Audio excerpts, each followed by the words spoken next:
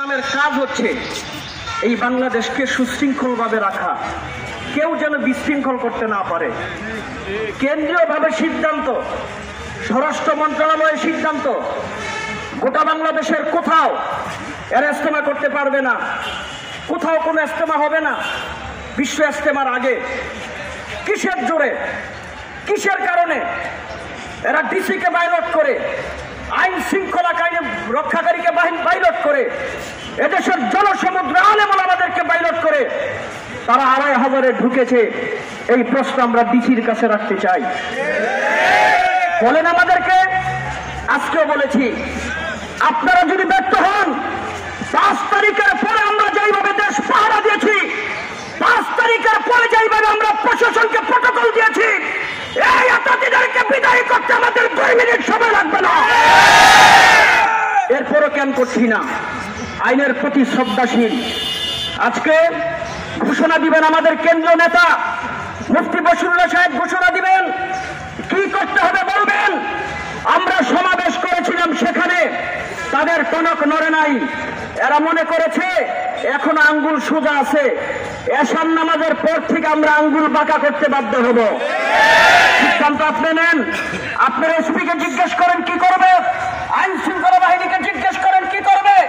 আমাদের ধৈর্যের বাঁধ যদি ভেঙে যায়, তাহলে আগামীকাল ফজর নামাজের পর থেকে আমরা লং মার্চ করে আমরা সেই ময়দানে জুমার নামাজ আদায় করে এতদিনের বন্দামি সেখানে করতে দিব না। সংগ্রামী সাথী বন্ধুগণ, আমরা এখনো বলছি, আমরা আইনের প্রতি শ্রদ্ধাশীল। আপনারা যদি এই জিনিসটাকে সুন্দরভাবে আপনারা হ্যান্ডেল না করতে পারেন, তাহলে আমরা ভিন্ন পথে যাব। সমস্ত সাথী ভাইদেরকে এখনো ধৈর্য ধারণ করার অনুরোধ জানাচ্ছি। এই পর্যায়ে আমাদের সামনে গুরুত্বপূর্ণ বক্তব্য রাখবেন আমাদের সকলের মুরব্বী, ঐতিহ্যবাহী দিনী শিক্ষা প্রতিষ্ঠান মাদানীনগর মাদ্রাসার প্রধান মুফতি, হেফাজত ইসলাম বাংলাদেশ কেন্দ্রীয় কমিটির সাংগঠনিক সম্পাদক, রাজপথের লড়াকু সৈনিক, আধ্যাত্মিক রাহবার জনাব আল্লামা মুফতি বশিরুল্লাহ দামাত বরকাতুহুল আলিয়া। আমি হযরতকে তার গুরুত্বপূর্ণ বক্তব্য রাখার জন্য বিনীতভাবে অনুরোধ জানাচ্ছি। নাহমাদু সাল্লি আলা রাসূলিল কারীম, আম্মা বা'দ, ফাউযু বিল্লাহি মিনাশ শাইতানির রাজীম, বিসমিল্লাহির রহমানির রহিম। আল ফিতরতু আশাদ্দু মিনাল কতল, সাদাকাল্লাহু মাওলানা আযীম। সংগ্রামী সাথী বন্ধুরা, উপস্থিত জাতির মুখর জনাব জাতির মুখর সাংবাদিক ভাইবোন, আপনারা জানেন দীর্ঘ সময় ভারত তার মনোনীত এক সরকারকে ১৬ বছর গতিতে বসে রেখেছিল। এখন সেই সরকার জনরোষে পালাইতে বাধ্য হয়েছে এবং ভারতে আশ্রয় নিয়েছে। বর্তমান যে সরকার চালাচ্ছে, ভারতের গাত্রদাহ হয়েছে তা সবাই জানা। এই জন্য ভারত চায় না দেশটা শান্তিমতো এখন চলুক। এই জন্য ভারতের এজেন্ট হইয়া তারাই দেশে অভ্যন্তরীণ ভিতরে গুজব লাগাবার জন্য এই ছাত্রদেরকে মাঠে নেমে দিচ্ছে, যার কারণে তারা স্বরাষ্ট্র মন্ত্রী কমান মানতেছে না, ডিসির কমান মানতেছে না। তারা আজ দেশ অস্থিতিশীল করার জন্য তারা বাহিরের একটা এজেন্টকে তারা না মানছে। ছাগল নাচে খুঁটার চড়ে, আমরা বুঝতে কোনো আমাদের বাকি না, আপনারাও বুঝতে পারছেন। অতএব তাদের কাছে কোনো ওলামা একরাম নাই। সাদ সাহেবের ভুলভ্রান্তিগুলো আপনারা সবাই জানেন।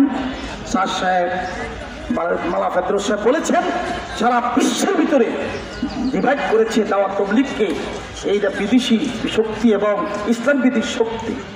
এই শক্তি কিভাবে খুব সুকৌশলে করেছে, মানে সাদ সাহেবকে হাতেই নিয়ে দাওয়াত তাবলীগের ভিতরে তার মানহাজ নীতি পরিবর্তন করেছে।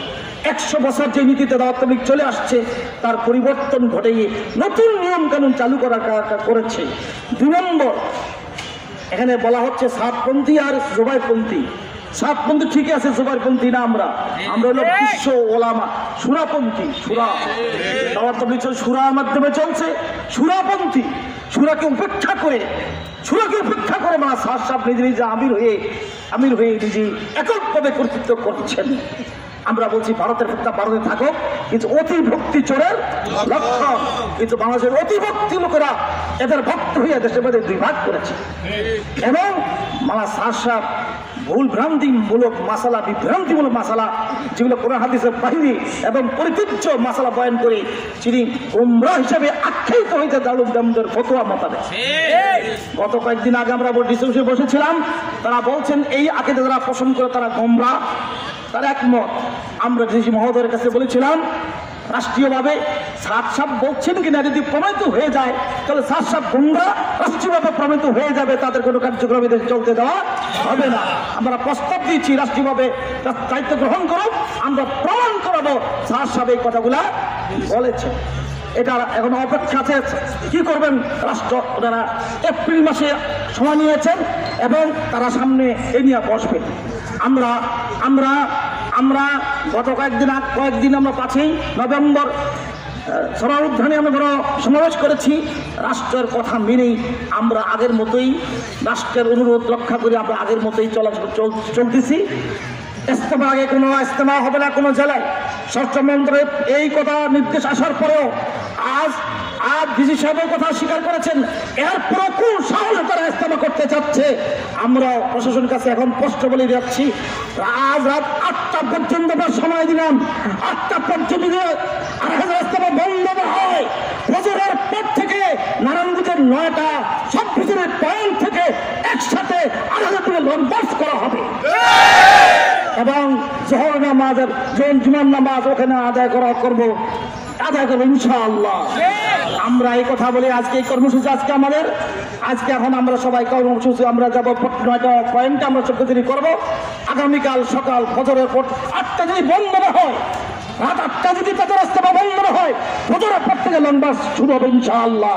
শুধু 2,500 শুধু আমাদের এই 9 পয়েন্টে নয়, 2,500 চতুর্দিক থেকে এবং নারায়ণগঞ্জের সমস্ত রাত থেকে লং মার্চ হবে ইনশাআল্লাহ। আমরা আর কথা বাড়াইতে চাই না, আমাদের প্রতি দল এখানে থাকবেন, প্রথম ডিসি মহোদয়ের সাথে আরো কথা বলবেন। আমরা একটা প্রতি দল নিয়ে আমরা ব্যস্ত আছি, এখনই আমরা বিদায় নিচ্ছি। আমরা সাথী ভাইরা আমরা এখানে কর্মসূচি শেষ করলাম। আমাদের প্রতি দল এখানে থাকবেন, বাকি কথা বলবেন, আপনারা সবাই যান কিনা ইস্তেমা আমাদের সবকিছুর পয়েন্ট এখন আমাদের সমাবেশ করা সবকিছু করা হবে। আলহামদুলিল্লাহ আলামিন।